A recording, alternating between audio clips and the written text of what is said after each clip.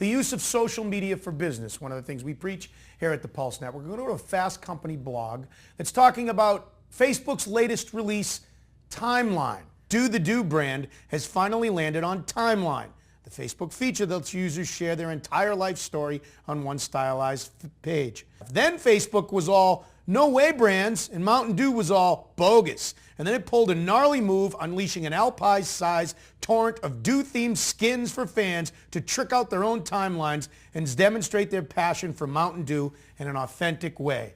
Rad.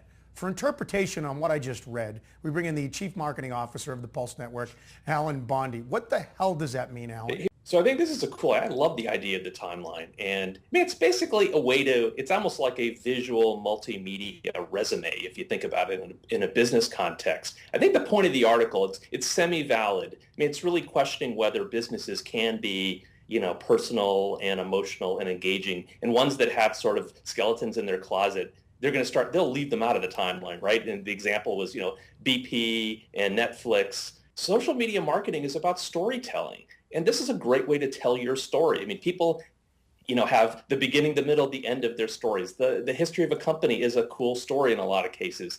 The different activities, the products. If you look at sort of the history of someone like Apple, it's a really cool story. And I think Timeline is a way for companies like that to unfold their story and then connect in multiple ways with their fans. And that's what Facebook's all about. So I like it, and I think it's all about storytelling. As far as brands being authentic, that can be an oxymoron at times. We all know they're not going to be completely honest. They're not going to highlight things that they've been criticized for or vilified for, PR nightmare type of stuff. But there does need to be some authenticity to it. Otherwise, it's not going to work, correct? Well, I think that should be rule one of social marketing is it's got to be authentic, and storytelling is a great way to be authentic.